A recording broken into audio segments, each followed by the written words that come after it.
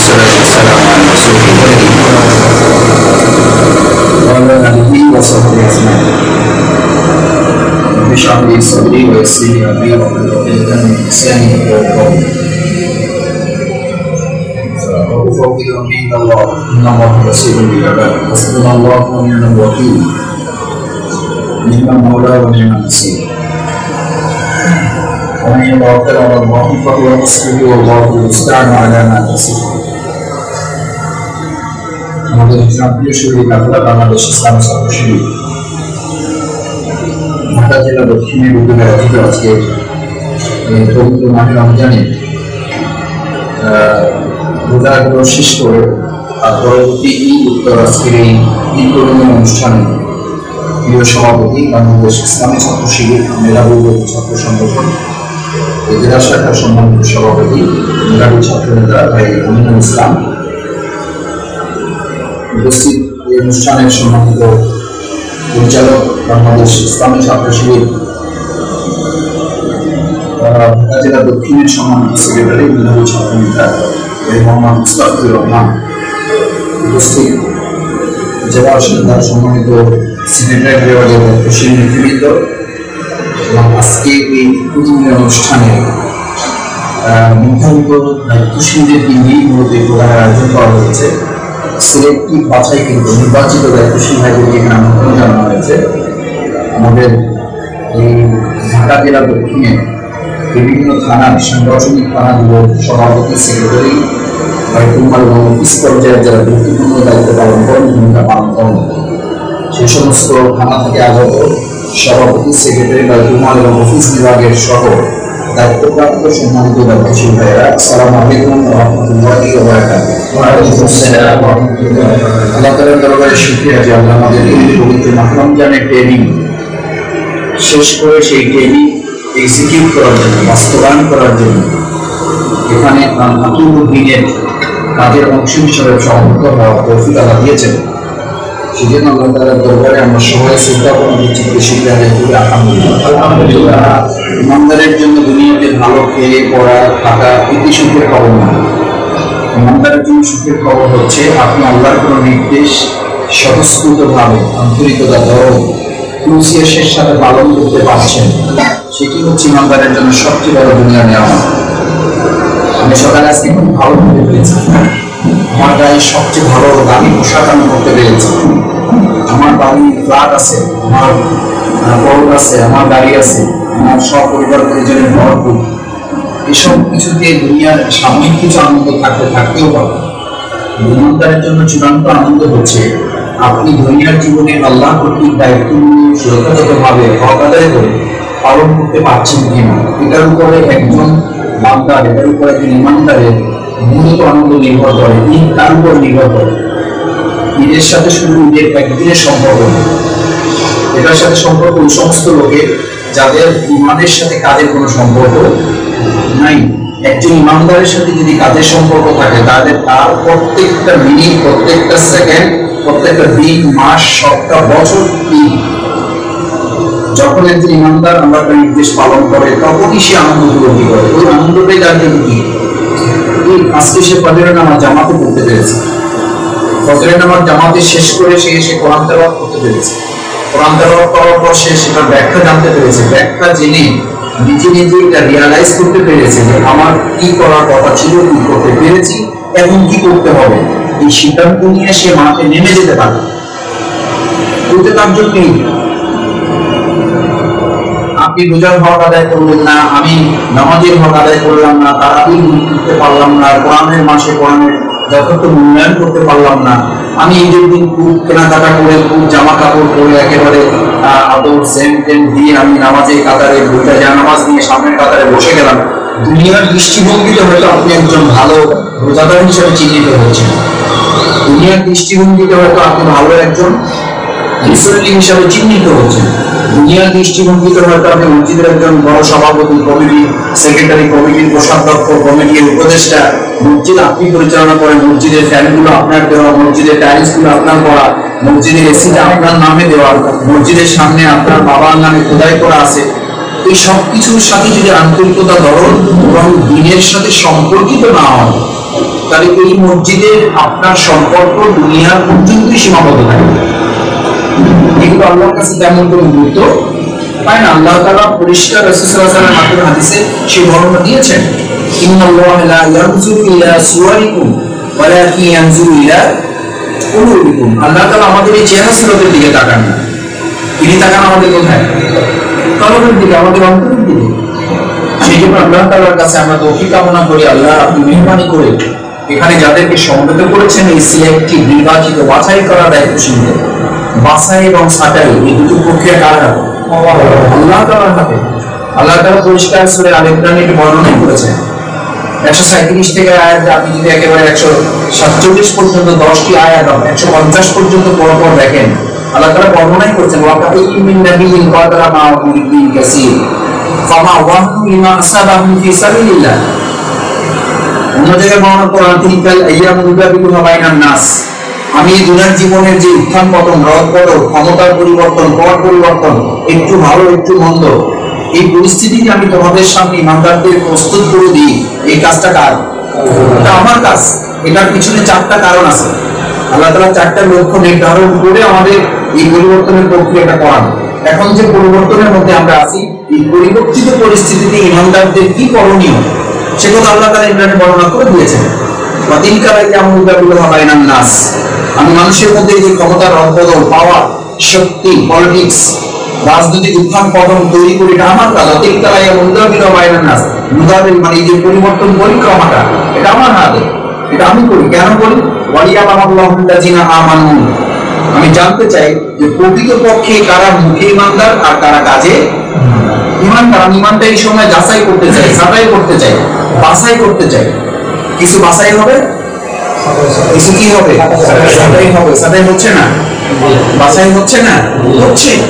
আপনি হয়তো অবাক হন যে আহারে আমাদের অমুক ভাই আমাদের থেকে হারিয়ে গেল, আমাদের অমুক ভাই আমাদের থেকে চলে গেল, তাহলে আমাদের প্রশিক্ষণ প্রোগ্রাম হয়তো একটু দুর্বল হয়ে গেছে। এই প্রশিক্ষণ প্রোগ্রাম দুর্বলতা আমাদের হয়তো থাকতে পারে, এটা আমাদের আরো অনেক ভালো করতে হবে, এটা সত্য।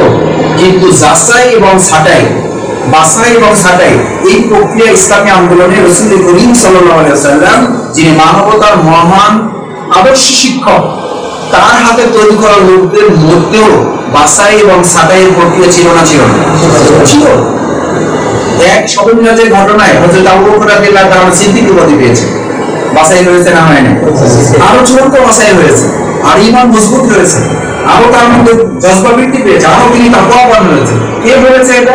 মুহাম্মদ রাসূলুল্লাহ সাল্লাল্লাহু আলাইহি ওয়াসাল্লাম বলেছেন। ব্যাস, কেন আমার আর কিছু দরকার নাই। এটা বৈজ্ঞানিক দৃষ্টিতে সত্য না মিথ্যা, এটা বাস্তবিক ঘটেছে কিনা, এটা আদৌ সম্ভব কিনা, এটা হইতে পারে কিনা, এই পরিস্থিতিতে এটা হইতে পারে কিনা, এরকম মেকানিজম আমাদের আছে কিনা, চাইলে রাসূলুল্লাহ সাল্লাল্লাহু আলাইহি ওয়াসাল্লাম তার সঙ্গী সাথীরা এরকম 27 বছরের পর 27 মিনিটে সম্পন্ন করতে পারেন কিনা, এই চিন্তাকে হযরত আবু বকর রাদিয়াল্লাহু তাআলাকে সামান্য সময়ের জন্য সন্দেহ সংশয় ফেলেছে। কি বলেছেন তিনি?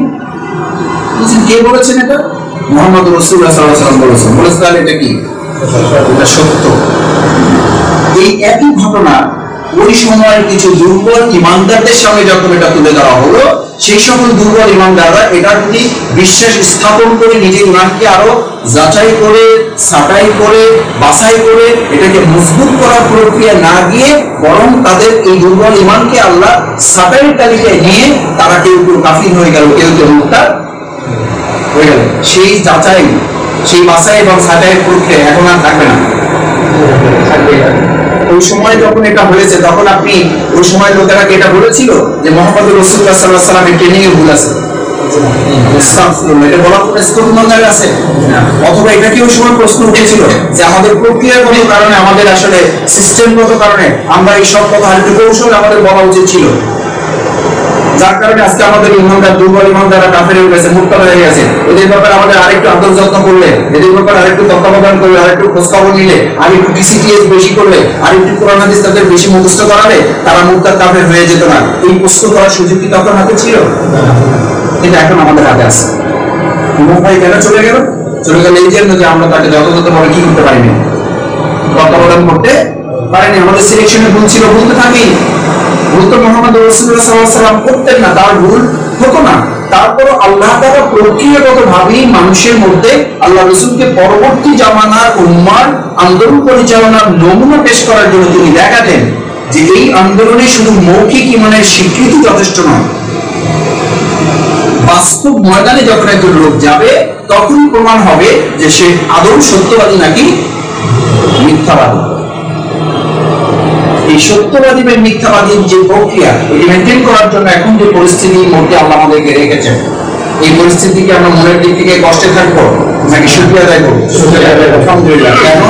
বান্দার জন্য দায়িত্ব হচ্ছে আপনি যে পরিস্থিতিতে থাকবেন, যে পরিস্থিতিতে আপনি থাকবেন সেই পরিস্থিতিতে আপনার বলার দায়িত্ব কি?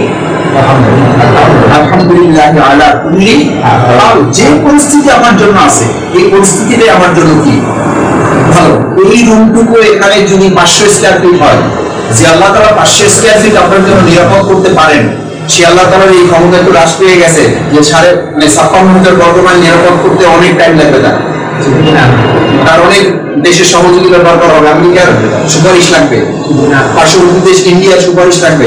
নাহলে তিনি 56,000 বর্গ মাইল ইসলামের জন্য, ইসলামী আন্দোলনের জন্য, বাংলাদেশ জামাত ইসলামী, ইসলামী ছাত্র শিবিরের জন্য তিনি নিরাপদ করতে পারবেন না। পারবেন? আপনাদের তো সন্দেহ আছে মনে হচ্ছে। পারবেন, এবং সেটা কতটুকু সময় লাগে?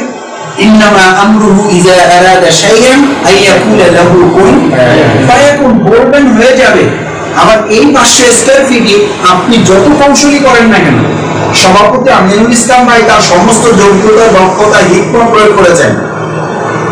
সেক্রেটারি মোস্তাফিজুর ভাই তার দীর্ঘ অভিজ্ঞতার আলোকে তিনি সব দক্ষতা, যোগ্যতা, মেধা প্রয়োগ করে তারপরে এই প্রোগ্রামের সিকিউরিটি মেনটেন করেছেন।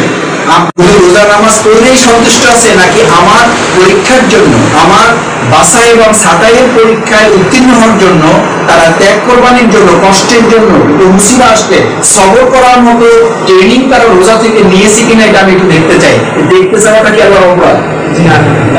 কিন্তু আমাদের ভাবতে দিন তো, আমরা সবসময় প্রোগ্রামে আমি একটা কথা প্রায় বলি যে এই যে আমাদের একটু আগে আমিনুল ইসলাম সভাপতি তোমাদের বক্তৃতা শুরুতে বলেছে যে আল্লাহর কাছে আমরা তৌফিক কামনা করে আমরা যেন আমাদের কি রাখেন, মেহমান সহ যেন নিরাপদ রাখেন। কেন মেহমান সহ নিরাপদেরই প্রার্থনা আপনি করেন? এই প্রার্থনাটা একজন ইমানদার হিসাবে করতে হবে যে আল্লাহ প্রার্থনা আপনার কাছে আমরা নিরাপত্তার জন্য করি। এরপরও যদি আপনার দয়া হয়, যদি আপনার ইচ্ছা হয়, যদি আপনার ভালো লাগে, যদি আপনার পছন্দ হয় যে এই গোলাম গুনাহগার শফিক ইসলাম মাসুদ, গোলাম আপনার গুনাহগার এই আমিনুল ইসলাম, আপনার এই ক্ষুদ্র গোলাম দিনের খাদেম মুস্তাফিজুর রহমান, আপনার দিনের গোলাম এই জেলার নেতৃবৃন্দ, আপনার দিনের গোলাম এই থানা নেতৃবৃন্দ, আমাদের গুনাহ শেষ নেই, কিন্তু আমরা দিনের জন্য কিছু প্রচেষ্টা চালাই, কিছু ত্যাগ করবার সিদ্ধান্ত নিয়েছি। আমরা সিদ্ধান্ত নিয়েছি ইন্না সলাতি ওয়া নুসুকি ওয়া মাহইয়ায়া ওয়া মামাতি। এই ঘোষণা দেওয়া লোকদের উপরে যদি এখনই নিস্তারের DB, RAB, police, NSI, NSB সব এখানে চলে আসে, এরপর যদি আপনাকে ধরে নিয়ে যায়, আপনি প্রথমেই তাকাবেন সভাপতির দিকে যে আপনাদের কারণে আজকে এই অবস্থা। কেন এতগুলো লোককে আপনারা ডাকেন মাসুদ ভাইকে এখানে হাজির করলেন কেন? ওনার পিছনে তো সব রকম প্রশাসন ঘুরে বেড়ায়, উনি আসা মানে পুলিশ আসে, ওই যে জানতেন প্রমাণে নিয়ে আসলেন কেন? আরো কত লোক আছে ভালো বক্তৃতা এখানে মাসুদ ভাই করতে পারে, আরো তো কত লোক আছে, ওনারা নিতে পারলেন না। এই কথা বলার লোক এখানে কেউ নাই, এটা আমি বিশ্বাস করি। কিন্তু শয়তান আপনার মনের মধ্যে ওয়াসওয়াসা তৈরি করবে না, এই বিশ্বাস আমি করি। এই বিশেষ আপনারও করার কোনো দরকার, আপনি থানা হাজতে আল্লাহ মাফ করুন, এই পরিস্থিতি থেকে নিশ্চয়ই আমাদেরকে হেফাজত করবেন। কিন্তু এটা সত্য যে এরকম ইমানদার অবশ্যই এখানে থাকতে হবে যারা এই প্রার্থনা, এই মোনাজাত করবে। আল্লাহ যদি আপনার দয়া হয়, আপনার বাসায় আপনার পছন্দ হয়, আপনার ভালো লাগে যে এই লোকদের মধ্য থেকে কাউকে আপনার পছন্দ হয়েছে 5 দিনের জন্য রিমান্ড নেবেন, কেউ রাজি না থাকলে আমি শফিকুল ইসলাম মাসুদ তার জন্য প্রস্তুত আছি। আল্লাহ আমি একটু সন্তুষ্ট চাই, এটার জন্য 5 দিন রিমান্ড কেন, আমার পুরো লাইফ রিমান্ড হয়ে যাক না, এটার জন্য আমি আবুল কালাম রেডি আছি। আমাকে নিয়ে তারা ক্রস ফায়ার দিবে, আমি বুঝতে পারছি, আমি লিস্টে আছি, কোনো অসুবিধা নেই, মারা তো যাবোই। যদি তাদের ক্রস ফায়ারে মারা যায় তো বিনা হিসেবে জান্নাতে যাবো, আলহামদুলিল্লাহ। চলুন, কোথায় নিয়ে যাবেন? কথা বলার জন্য আপনাদেরকে প্রস্তুত করতে মাসের পর মাস, বছরের পর বছর, তারপরে ওয়াজ করে তারপরে আপনাদের কাছে কি স্বীকৃতি দিতে হবে যে ইয়েস আলহামদুলিল্লাহ আমরা রাজি। চিন্তা করতেছি মাসের কাছে টার্গেট করেছে, না জানি কি হয়। টার্গেট আছেই তো আমাদের, না টার্গেট নাই আমাদের।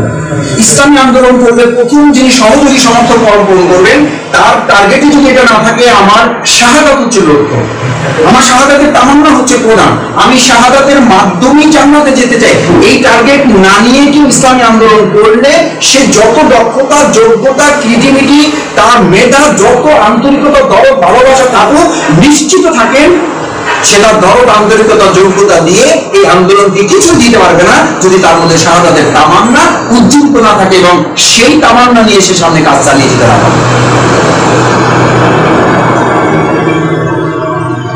আমরা তার কাছে আমরা তৌফিক কামনা করি, আল্লাহ মেহেরবানি করি, আপনার যদি দয়া হয়, পছন্দ হয়, আপনার যদি ভালো লাগে, আমাদের এখানকার কোন লোকদেরকে দিয়ে আপনি রিমান্ড নিলে আপনার ভালো লাগে, এখানকার কোন লোকদেরকে ক্রস ফায়ারে নিয়ে শহীদ হলে আপনার পছন্দ হয়, এই পুরো লোকগুলোকে নিয়ে যদি আপনার ভালো লাগে, যাদের মাসের পর মাস, বছরের পর বছর যেখানটা আপনি খুশি হবেন, ইসলামী আন্দোলন এটা অনেক দূর এগিয়ে যাবে। কারণ আমরা যেমন নিরাপত্তার জন্য আপনার কাছে দোয়া করেছি, আমরা সেটার জন্য প্রস্তুত আছি এবং সেটা মোকাবেলার ক্ষেত্রে যে সবর আমাদের মধ্যে থাকা দরকার, আল্লাহ আপনি আমাদের সেই সবর করার তৌফিক দান করুন। এই দোয়া একটা নতুন করে হঠাৎ আমি পেয়েছি,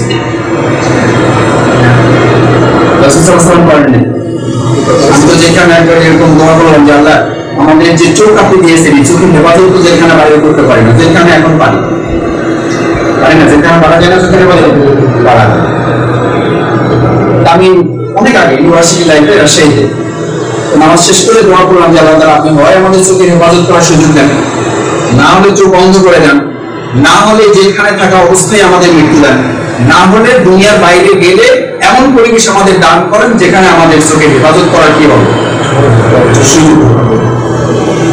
সাথে যারা ছিল প্রায় 25-26 জন, এরকম সবাই আমিন বলছে, তখন তো আমি না বলে কি করবো, আমি শেষ করে ওনারা শেষ, একজন আইসা আমার বলছিল মাসুদ আমি তো বলে ফেলছি, আমি আসলে যদি বন্ধ হয়ে যায় তার ধরেন আল্লাহ তাআলা আপনার ওই দোয়াটা পূরণ করে নিল। আপনি তো 4টে ক্যাটাগরি বলছেন যে ভাই চোখের হেফাজতের তৌফিক দেন, না হলে যদি সুযোগ না থাকে, সামর্থ্য না থাকে, আপনার গায়ের মধ্যে থাকে যে আমি চোখের হেফাজত করতে পারবো না, আমার চোখের জেনা হবে, তাহলে আপনি অন্ধ করে দেন। আর না হলে আপনি জেলখানায় আমার মৃত্যু দেন, যাতে বাইরে বের হয়ে আর নতুন করে জেনা, চোখের জেনা করতে না হয়। না হলে অন্তত বের হয়ে এমন পরিবেশ আমাকে দান করেন যে পরিবেশে আমি চাইলেও জেনা করতে পারবো না, এমন একটা রাষ্ট্র, এমন একটা পরিবেশ আপনি চাইলেই আল্লাহ তাআলা আপনি দান করতে পারেন। এই দোয়ার সাথে 4টা দোয়ার সাথে সামিল হয়ে একজন তো ভয়ে সে বলছিল যে সত্যি যদি চোখ বন্ধ হয়ে যায় তাহলে কি হবে, যে আমি কোনো দোয়ার ব্যাপারটা ক্লিয়ার করতে চাই। তারপরে করেন আমি আবার আল্লাহর কাছে হাত করি যে আল্লাহ অন্ধ করে দিয়ে না। আল্লাহর কাছে অন্ধ করে দেওয়ার অর্থ হলো এটা আপনি বুঝবেন, আল্লাহ বুঝবে না যে আপনি অন্ধ করার জন্য আসলে আল্লাহকে বলেন নাই, আপনি মূলত ইন্টেনশনটা হচ্ছে আপনি কি থেকে বাঁচতে চান। স্যার আমাকে এই কাজটা করেন না, স্যার বলে স্যার জানে না যে আসলে আপনি মরবেন না, মরবেন না, না স্যার জানেন না, আপনিও জানেন, স্যারও জানেন, স্যার জানে যে এই কাজটা না করে দিলেও তুমি মরার প্রশ্নই হবে না, বলছেন স্যার আপনি এটা না করলে কিন্তু আমি একবারে মরেই যাবো স্যার, অথবা একদম বড় ব্যাপার যে একটু যদি আপনি কাজ না করেন তাহলে কিন্তু শেষ হয়ে যাবো স্যার, আসলে আপনি শেষ হবে না, একটু শেষ হয় না, এটা ওই কাজটাকে কি করার জন্য, গুরুত্ব প্রদান করার জন্য। তার মানে ওই লোককে বুঝতে পারবো একবার বলছে তাহলে ঠিক আছে। এখন আপনারা আবার কেউ ভয় পাইলেন না যে আল্লাহ তাআলা হয়তো বলা যায় আজকে যে ওয়াজ চলতেছে তাদের হয়তো একটু পরে হয়তো আমাদের দুপুরের রিজিক কোথায় আছে, কোনো অসুবিধা নেই, কোনো অসুবিধা নেই। আল্লাহর এই দুনিয়ার মধ্যেই তো আপনি থাকবেন, আল্লাহর এই দুনিয়ার এখানে রহমত থাকলে ডিবি কাগজের রহমত থাকে না, ওখানে রহমত ঢুকতে ডিবির পারমিশন লাগে। থানা কাগজে আল্লাহর রহমত প্রবেশ করতে ওখানকার কার্ড নিতে হয়, বিজলি কার্ড নিতে হয়, যে আমি রহমত প্রবেশ করতে চাই আমাকে একটা ইয়ে দেন, পাস লাগে, পাস লাগে না, বরং আল্লাহ তাআলার দয়া সব জায়গায় সমানভাবে বিরাজমান। ওই সমস্ত জায়গাগুলোতে ইমানদারদের জন্য দয়া আরো কয়েক শত কোটি গুণ বেশি। রাসূল করিম সাল্লাল্লাহু আলাইহি সাল্লাম যখন গুহায় একেবারে ওনার শত্রুপক্ষ ওনাকে ধরে ফেলছেন, দেখতে পাচ্ছেন উপর দিকে তাকালে পা দেখা যাচ্ছে, উপরের লোকরা নিচে তাকালে তাদেরকে দেখা যাচ্ছে, সে সময় রহমত ছিল না, ওই রহমত এখন তো আর নাই, ওগুলো তো মানে বাজেটটাতেও নিয়ে হয়ে গেছে, না সংকোচন নিতে এবং আলহামদুলিল্লাহ। বরং আছে না শুধু কয়েক শত গুণ আছে বলেই বাংলাদেশ ইসলামী ছাত্র শিবিরের উপরে, বাংলাদেশ জামাত ইসলামের উপরে যে পরিমাণ নির্যাতন, নিপীড়ন, নিষ্পেষণ, মামলা, হামলা, শাহাদাতের ঘটনা 2010 থেকে ঘটেছে, তাতে জামাত ইসলামের অস্তিত্ব তো দূরের কথা, একজন সহযোগী সমর্থক খুঁজে পেতেও দুর্ভিক্ষণ যন্ত্র লাগানোর কথা ছিল। আলহামদুলিল্লাহ, আজকে যদি 1 ঘন্টার ঘোষণা হয় ঢাকা জেলার দক্ষিণে 1 ঘন্টা প্রশাসনিক কোনো সমস্যা নাই, একটা মিছিল আপনারা করবেন। আমি প্রত্যাশা করি এখানে আপনারা যারা আছেন তাদের প্রত্যাশার চেয়ে কয়েক শত গুণ লোকের উপস্থিতিতে এখানে মিছিল করা সম্ভব। ইসলামী আন্দোলনের বিরোধিতায়, প্রতিরোধে, ইসলামী আন্দোলনের নির্যাতনের, নিপীড়নে কখনো এই আন্দোলনের লোক কমতি হয় না, বরং লোক আমাদের কাছে তার প্রমাণ আছে না? আছে। বিগত উপজেলা ইলেকশন গুলোতে মোটামুটি যতটুকু হয়েছে সেখানে আমাদের সমর্থন, সেখানে আমাদের ভোট কমছে না বাড়ছে? আমরা আওয়ামী লীগ, বিএনপি, জাতীয় পার্টি উভয়কে চ্যালেঞ্জ করে সেখানে আমাদের ক্যান্ডিডেট বিজয়ী হয়েছে না হয়নি? শুধু অল্প ভোটে হয়নি, কয়েক হাজার ভোটের ব্যবধানে আমাদের আল্লাহ তাআলা বিজয় দান করেছেন। সুতরাং রহমত আছে না নেই? আছে। আমি এই কথা বলেছি এই জন্য যে আপনি সর্বাবস্থায় শুকরিয়া আদায় করবেন। কেন শুকরিয়া আদায় করবেন? এই জন্য যে এখন যদি আল্লাহ মাফ করুন, আল্লাহ মাফ করুন, আল্লাহ মাফ করুন, এখন একটা অঘটন ঘটে গেল, এরপর আমরা যখন নামাজ পড়ব, আপনি দেখুন, একটু প্র্যাকটিক্যালি দেখুন, একটা অঘটন ঘটে গেল, আমাদেরকে ধরে নিয়ে যাওয়া হলো একেবারে ঢাকা মেইন রোডে টিভি অফিসে, সবাই হাত পা বাঁধা, চোখ বাঁধা, এই অবস্থায় আমাদের জোহর থেকে আসর পর্যন্ত প্রায় জোহরের নামাজ শেষ অবস্থা। তখন আমরা বলবো যে এই কষ্টের মধ্যে আসি, এর মধ্যে আমার নামাজ আর ছিলাম তো ইসলামী আন্দোলনের কাছে, আল্লাহ তাআলা একটু হেফাজত করবেন না? আমাদের বাপদাদার কাছে বসছিলাম না আল্লাহর কাছে, আপনার কাছে, সেই অবস্থায় আপনি একটু নিরাপত্তা দিলেন না। আমি বুঝলাম না আল্লাহ তাআলা আপনি আমাদের উপরে এতটা এরকম হয়ে গেলেন, এই চিন্তা করতে আপনি নামাজ ছেড়ে দিলেন নাকি? ওখানে গেলে নামাজ পড়তে ইচ্ছা করে না? করে না। ওখানে গেলে নামাজ আরো বেশি করতে ইচ্ছা করে। আলহামদুলিল্লাহ, আমি এখন তো আমাকে ইতিকাফের বড় কথা বলা হয়, অনেকে বসে, আমরাও বসি। আমি বলি যে আমার লাইফে আমি 67 দিন যে রিমান হেঁটে যে ইতিকাফ করেছি, ওই ইতিকাফের সাথে পৃথিবীর ইতিকাফের আমার কোনো মিল নাই। আমি ওই আগে ইতিকাফ করেছি, এখনো হয়তো ভবিষ্যতে আরো করবো, কিন্তু ওখানে যে 67 দিন ইতিকাফ করেছে, আলহামদুলিল্লাহ, ওই ইতিকাফ তো একেবারে মনে হয়েছে যে আমি যেখানে আছি আমার সাথে আল্লাহ সবসময় আমার সাথে আছে। আমি কোনো ক্ষেত্রে এরকম হয়েছে আমি সরাসরি আল্লাহর সাহায্য নিজের চোখে দেখেছি, ইতিকাফ রিমান্ডে যাও তো একটা ইতিকাফের মতো, ওটা একটা ইতিকাফ হিসাবে কেউ নাই এখন। আর বাংলাদেশে এখন যে ইতিকাফ হয়, মোবাইল ভিডিও করে কথা চলতেছে, ফাইল সিগনেচার চলতেছে, মানে একটা অফিস না, মানুষ মোবাইল সে ঢোকে, কোথায় ঢোকে? মসজিদে ঢোকে, জাকাতের ফেরত, কাপড় চোপড় ওখানেও বিতরণ চলতেছে। কিন্তু সারের মাধ্যমে না দিলে তো জিনিসটা কি হবে? মানে আপনি যে দিলেন এটা তো জানাজানি হইল না, স্যারকে তো একটা উদ্বোধন করে তারপরে বাকিগুলো দেওয়া হবে, ওখানে সব কাজ চলতেছে। আল্লাহ তাআলা দয়া করুন, কবুল করুন, হতে পারে যদি আমাদের এটা কবুল হয়ে যায়, আল্লাহ মাফ করুন। কিন্তু ইতিকাফের এই স্ক্রিপ্ট এটা না, সেই জন্য যদি আমাদের ওরকম নিয়ন্ত্রণে দিয়ে দেওয়া হয়, যখন যখন নামাজ চলে আসবে, আপনি নামাজ পড়বেন না পড়বেন না, বরং আমরা আরো নফল ধরে এটা বেশি করবো। তো সেই সময় আপনি নামাজে দাঁড়িয়ে যখন হাত পাতবেন, হাত বেঁধেই প্রথম যে আয়াতটা পড়বেন, সেই আয়াতটা কি? সূরা ফাতিহা। সূরা ফাতিহার প্রথম আয়াত কি পড়বেন?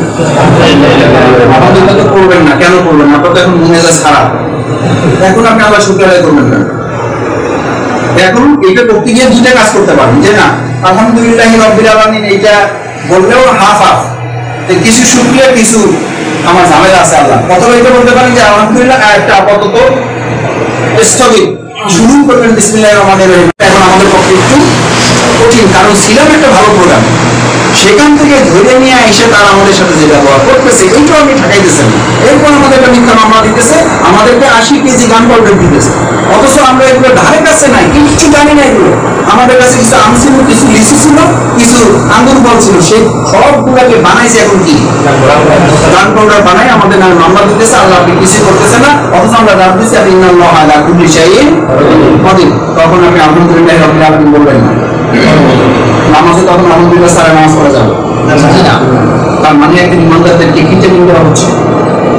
যে অবস্থায় থাকেন আপনি, যে অবস্থাতেই বান্দা থাকবে সেই অবস্থাতে বান্দা প্রতিদিন 5 ওয়াক্ত নামাজে শামিল হয়ে প্রতি রাকাতে সূরা ফাতিহা আলহামদুলিল্লাহ রাব্বিল আলামিন আল্লাহ প্রশংসার মাধ্যমে তিনি এটা বলতে প্র্যাকটিস করাচ্ছেন আল্লাহ তাআলা। যে অবস্থাতে আমরা থাকবো সেই অবস্থাতে কার শুকরিয়া। হাদিসে বর্ণনা দেখুন, হাদিসে রাসূল করিম সাল্লাল্লাহু আলাইহি ওয়াসাল্লাম বলেন যে যখন বান্দার জন্য এটা হয়, একজন ইমানদারের জন্য এটা আশ্চর্যজনক বিষয়। ইন আসাবাতু দাররাউ ফাসাবারা ফাকানা খায়রান লাহু ওয়া ইন আসাবাতু শাররাউ শাকারা ফাকানা খায়রান লাহু। ইমানদারের দুটো অবস্থা, কয়টা অবস্থা? ওয়া ইন আসাবাতু দাররাউ, যখন তার জন্য কোনো দুঃখজনক দুর্ভাগ্যজনক ঘটনা ঘটে, কোনো অপ্রত্যাশিত ঘটনা ঘটে, ফাসাবারা, ওই সময় যদি সে শুকরিয়া আদায় করে, ফাকানা খায়রান লাহু, এটা তার জন্য কি? শুকরিয়া, এটা তার জন্য আলহামদুলিল্লাহ, এটা তার জন্য কল্যাণকর। ওয়া ইন আসাবাতু শাররাউ, যদি তার অপছন্দনীয় অপ্রত্যাশিত কোনো ঘটনা ঘটে, সে যা কামনা করে না, তার প্রত্যাশার বাইরে কোনো ঘটনা ঘটছে, ওয়া ইন আসাবাতু শাররাউ শাকারা ফাকানা খায়রান লাহু, এই অবস্থায় যদি সে শুকরিয়া আদায় করে, তাহলে আল্লাহ তাআলা বলেন রাসূল সাল্লাল্লাহু আলাইহি ওয়াসাল্লামের মাধ্যমে এটা তার জন্য কি? ফাকানা খায়রান লাহু, এটা তার জন্য কল্যাণকর। ইমানদারদের জন্য পরিস্থিতি যত ভয়ানকই হোক না কেন, দুটো সূত্র মাথায় রাখতে হবে। কয়টা সূত্র? দুটো সূত্র ভালো করে মনে রাখা কেন, আলাদা একটা সূত্রের প্রধান। আশা করি এই প্রস্তুতিগুলো সামনে রাখলে যে কোনো পরিস্থিতি মোকাবেলা করা আল্লাহ তাআলা হযরত মুহাম্মদ সাল্লাল্লাহু আলাইহি ওয়াসাল্লাম, হযরত ইব্রাহিম আলাইহিস সালাম, হযরত মুসা আলাইহিস সালাম, হযরত নূহ আলাইহিস সালাম, হযরত জাকারিয়া আলাইহিস সালাম, হযরত আইয়ুব আলাইহিস সালাম, ওনাদেরকে আল্লাহ তাআলা যেভাবে সহজ করেছেন, আমাদের জন্য আমরা সেই একই রিসালাতের দায়িত্ব যদি পালন করি, আমাদের জন্য আল্লাহ তাআলা সহজ করবেন ইনশাআল্লাহ। সহজ করবেন না, শুধু সহজ করছেন না, না করে নাই, অনেক কিছু সহজ করেছেন, বহু কিছু সহজ করেছেন। এটা আমাদের কোনো কৃতিত্ব, এটা আমাদের কোনো যোগ্যতার ফসল না, এটা আপনার কোনো সিকিউরিটির ফসল না, এটা কার ফসল? আল্লাহ তাআলা রহমত আর দয়ার ফসল। সেদিন ইমানদারদের যে কোনো পরিস্থিতি হলে দুটো দায়িত্ব। কয়টা দায়িত্ব? নাম্বার 1 হচ্ছে সে সবর করবে, ফাকানা খায়রান লাহু, সবর করলে এটা তার জন্য কল্যাণ। শাকারা, সে যদি শুকরিয়া আদায় করে, তাহলে সেটাও তার জন্য কল্যাণ। তাহলে পরিস্থিতি যত ভয়ানকই হোক অথবা যত ভালোই হোক, আমরা কয় অবস্থায় থাকবো? দুই অবস্থায়। এটাকে আগে যদি মুখস্থ রাখার জন্য বলেন, একটা হলো সাবরিয়া, একটা হলো শুকরিয়া। একটা হলো সাবরিয়া, একটা হলো শুকরিয়া। আমি পেয়েছি, কি করবো? আলহামদুলিল্লাহ, শুকরিয়া। পাই নাই, সাবরিয়া। ভালো লেগেছে, প্র্যাকটিস করেন, ভালো লাগবে। পেয়েছেন, শুকরিয়া। পান নাই, সাবরিয়া। ভালো আচরণ করেছে আপনার সাথে কেউ, শুকরিয়া। ভালো আচরণ করে নাই, সাবরিয়া। আপনি পছন্দ মতো সভাপতি আপনার কথা বলেছে, পছন্দ মতো জায়গায় আপনাকে দায়িত্ব দিয়েছে, শুকরিয়া। পছন্দ মতো জায়গায় দায়িত্ব দেয় নাই, সাবরিয়া। আপনাকে একটা কঠিন কাজের জন্য বলেছে, সাবরিয়া। শুকরিয়া বলা গেল না, এটা শুকরিয়া বলা গেল না। কেন গেল না? কঠিন কাজটা তো আপনাকে এই জন্য দেওয়া হয়েছে, সভাপতি মনে করেছে হয় আপনি এটা যোগ্য, না হলে ভবিষ্যতে এটার জন্য আপনাকে কি করা উচিত? প্রস্তুত করা উচিত। একজন ভাইকে কোনো কাজ যখন বেশি দেওয়া হয়, তখন আমাদের মেন্টালিটি হলো নেগেটিভ হয়ে যায়, যে এই তো সভাপতি এখন আমার টার্গেট করেছে, এই কাজ দিয়ে দিয়ে আমাকে প্রমাণ করাতে চায় যে আমি আসলে কাজ করতে পারি না। আর একজন দায়িত্বশীলের জন্য কাজও হলো ভবিষ্যতের জন্য তাকে কি করা? প্রস্তুত করা। আমাকে প্রস্তুত করার জন্য আমি সব কাজে মোটামুটি ভূমিকা রাখতে পারি, যে কাজটা কেউ করতে পারে না, সেই কাজটা করার জন্য আমি আব্দুল রহিম রাজি আছি। জি আমিন ভাই, এই কাজটা থানার সামনে তো স্টল লাগাইতে হবে, তো ওকে, অসুবিধা নেই, আমাকে দেন। দায়িত্বশীল কিন্তু সেই কাজই পাঠানো হয়েছে। মুসা আলাইহিস সালাম, তাকে কি বলা হয়েছে? ইজা হুলা রিকশাওয়ালা। কার কাছে? দায়িত্বশীল হিসেবে তাকে কার কাছে যেতে বলা হয়েছে? ইজা ইলা ফেরাউনের কাছে যাও। এই ছোটখাটো, এখন যদি আমিনুল ইসলাম ভাইকে এখানে দাওয়াতের জন্য যেতে বলা হয়, তাহলে এই ঢাকা জেলা দক্ষিণের ছাত্রলীগের সভাপতির কাছে, ওনার কাছে আয়াত নাযিল হইতেছে, এই যাও আমিন সাহেব ইলা ছাত্রলীগের সভাপতি। এখন আমরা কোথায় যাইতেছি? আমরা তো খুঁজে খাইজা মানিক শান্ত, একেবারে নিরিবিলি, ডানে তাকালে বামে দেখে না, সামনে তাকালে পিছিয়ে দেখে না, তারপরে ঘুমাইলে চোখে দেখে না, খাইলে ক্ষুধা লাগে না, তারপরে মানে কোনো কথা আমার তা নাই, দুনিয়া থেকে বিমুখ, পরকাল থেকেও বিমুখ। সে বলছে আমি দুনিয়াও বুঝি না, পরকালও বুঝি না। এই কোনো রকম খাইয়া পরে জীবনটা পার করতে পারলেই হয়েছে তার সাথী হয়ে যায়, মানে কি হয়ে যায় সাথী হয়ে যায়। কারণ আপনার যে দুনিয়া এবং পরকাল নিয়ে কোনো চিন্তা নেই, আপনি সাথী হয়ে যায়। এটা সব ক্ষেত্রে প্রযোজ্য না। আমি জানি ছাত্র শিবিরের ভাইরা মেধাবীদের টার্গেট নেয়, প্রভাবশালীদের টার্গেট নেয়, তারপর এলাকায় যারা নিয়ন্ত্রণ করে তাদেরকে টার্গেট নেয়, কিন্তু কোনো কোনো ক্ষেত্রে এর ব্যতিক্রম তো আমাদের আছে। আপনাকে একটা ভালো কথা মনে রাখতে হবে, এখানে যারা এসছেন আপনাদেরকে দায়িত্বশীল বলা হয়। দায়িত্বশীল বাংলা শব্দ, এটা ইংরেজি রেসপন্সিবল লিডার, নেতা। এই লিডার নেতা এটা আরবি শব্দ কি? আমি ইমাম। মসজিদে যে আপনাদের নেতৃত্ব দেয় সে কি? ইমাম। তো মসজিদে একজন মানুষ 5 ওয়াক্ত নামাজে কতক্ষণ নেতৃত্ব দেয়? 24 ঘন্টার মধ্যে 5 ওয়াক্ত নামাজ পড়তে কয় ঘন্টা লাগে? 1.5 ঘন্টার নেতৃত্ব দেয়। এই 1.5 ঘন্টার নেতৃত্ব একজন ইমাম তিনি কত ফুট স্কয়ারের নেতৃত্ব নেন? একটা মসজিদ সর্বোচ্চ ধরেন 500 স্কয়ার ফিট বা 200 স্কয়ার ফিট বা 1000 বা 3500 বা 4500 স্কয়ার ফিট, নিশ্চয়ই 56,000 বর্গ মাইল না? তাহলে এইটুকু জায়গা 1.5 ঘন্টা নেতৃত্ব দিয়ে আমরা কি আছি? কি আছি আমরা? খুবই সন্তুষ্ট, আলহামদুলিল্লাহ। মসজিদগুলো আমাদের কি আছে? তারপরে ইমাম সাহেব খুব খুশি, আমার পিছনে আজকে উপজেলা ভাইস চেয়ারম্যান কি করছে? নামাজ পড়ছে, বাপরে বাপ, বিরাট খুশি। আবার উপজেলা ভাইস চেয়ারম্যানও খুশি এই অর্থে যে হুজুরের 1.5 ঘন্টার ইমামতির দায়িত্ব দিয়া বাকি 22.5 ঘন্টার ইমামতির দায়িত্ব কার হাতে? আমার হাতে।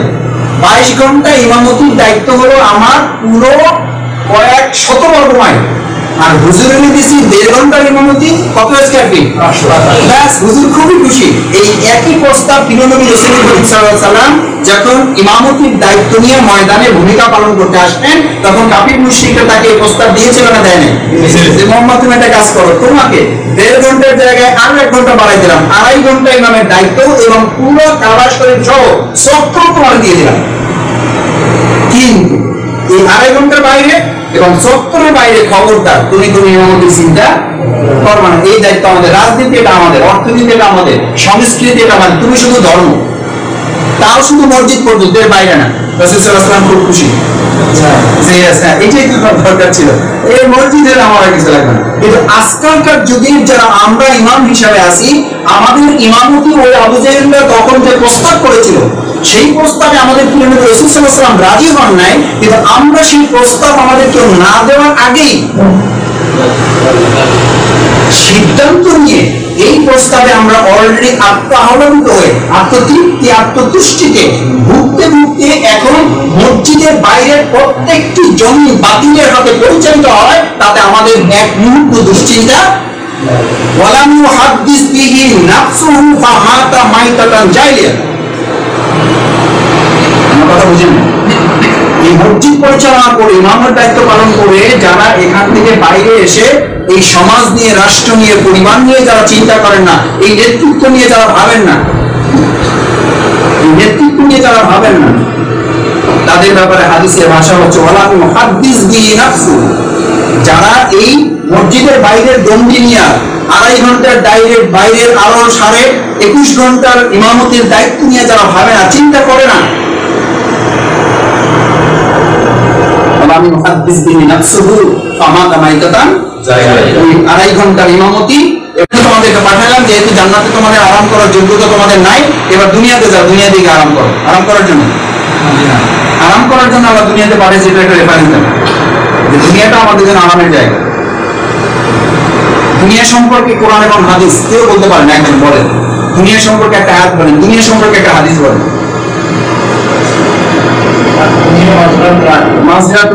দুনিয়াটা হলো সুন্দর খাওয়া দাওয়ার জায়গা, আরামের জায়গা।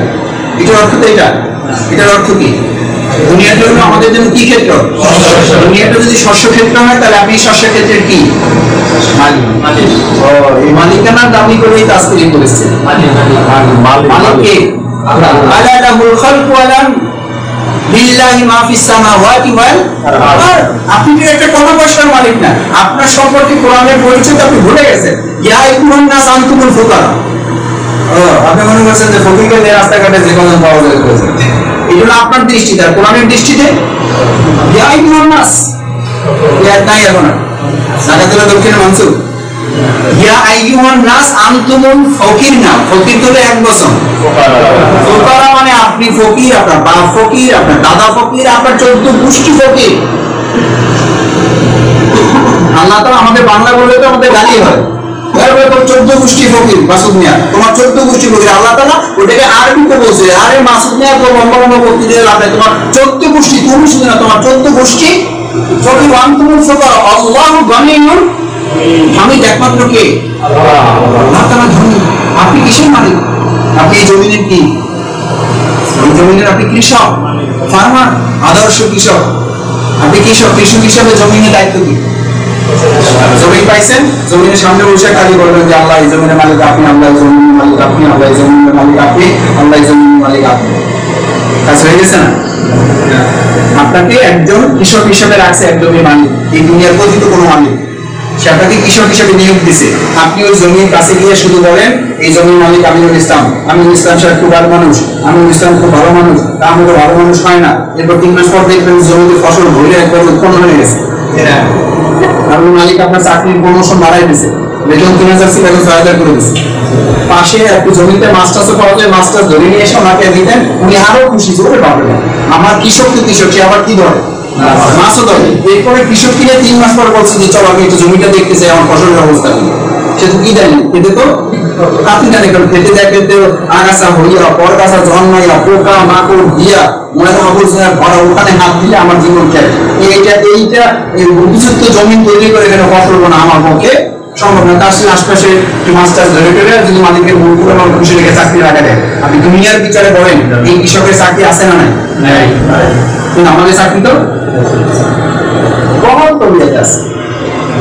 আমাদের কিন্তু দুনিয়া টার্গেট করেছে মাছরা খোলা আছে না, ভাই বলেছে, আমি বলতে তো বলবো যে মাছদের টার্গেট করে নিয়ে আসছে। আমাদেরকে সাইজ করার জন্য এই আয়াত হাদিস ঠিক করে নিয়ে আসছে। আমাদের ইউনিভার্সিটির সাথে ছিল বলে মাসুদ ভাই আপনারা যে এই আয়াত হাদিস থেকে খুঁজে খুঁজে বাইর করেন আমাদেরকে সাইজটা করার জন্য। আমি বললাম ভাই আপনাকে সাইজটা করা আমার টার্গেট না, টার্গেট হলো আপনি সাইজটা হয়ে আছেন, সেখান থেকে আপনাকে কি করতে হবে?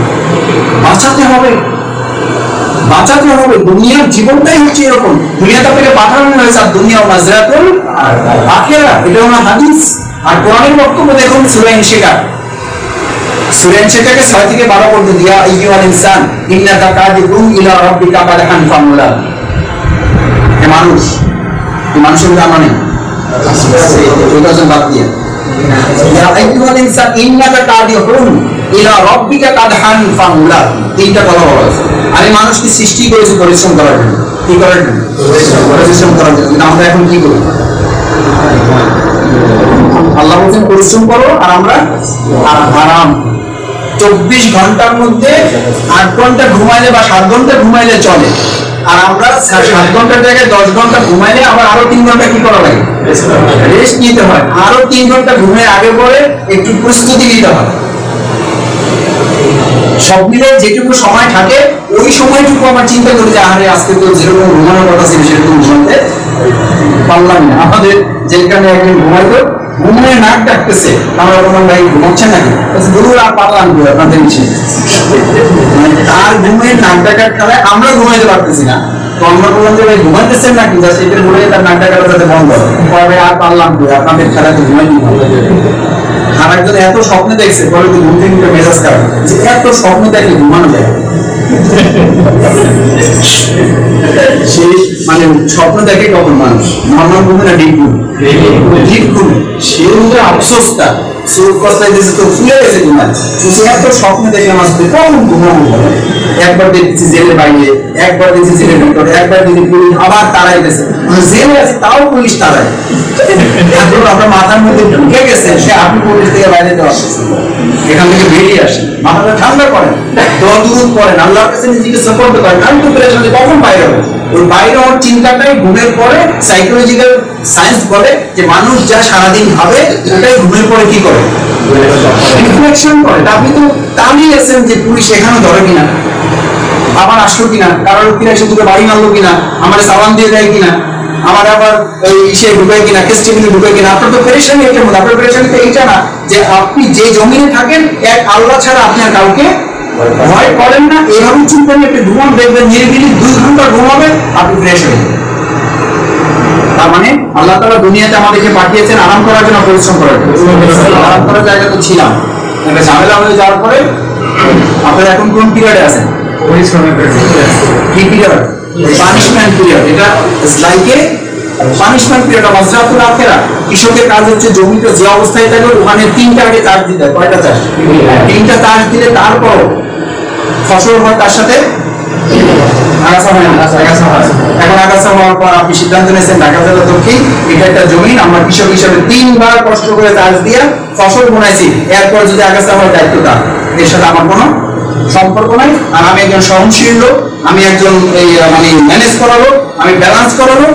আগাছাও থাকবে, আমার ফসলও থাকবে। একেবারে সহি নিয়ত করে বিসমিল্লাহির রহমানির রহিম 3বার করে কুল আল্লাহ, কুল আউযু বিরাব্বিল ফালাক, কুল আউযু বিরাব্বিন নাস বলে কইরা তারপরে আগাছা এবং ফসলের মধ্যে আপনি সার দিয়ে আসবেন। টার্গেট কি? আগাছা না ফসল? নিয়তে কোনো ত্রুটি আছে? নাই। আপনার নিয়ত এবং টার্গেট খুলুসিয়াতকে উপেক্ষা করে সারের মর্যাদা যতখানি না ফসল ভোগ করবে তার থেকে ভোগ করবে বেশি। আমার কাছে জিজ্ঞেস করবেন না যে আমার নিয়তে কোনো ত্রুটি ছিল না, তো সহি নিয়ত করে ফসল দিয়েছে এক টার্গেট ইন্না বলা হবে নিয়ত। দেখেন এরপর আমার ফসল যত বড় হয়েছে এবার হয়েছে, তার মানে এই দুনিয়া মাজরাতুল আখিরা কৃষি জমিটা আপনাকে কি শিখাচ্ছে? আপনি শুধু ভালো কাজ করলে হবে না, কোরআনে যত জায়গায় তাকওয়ানি মারুফ বলা হয়েছে এগুলো শেষ কি বলা হয়েছে?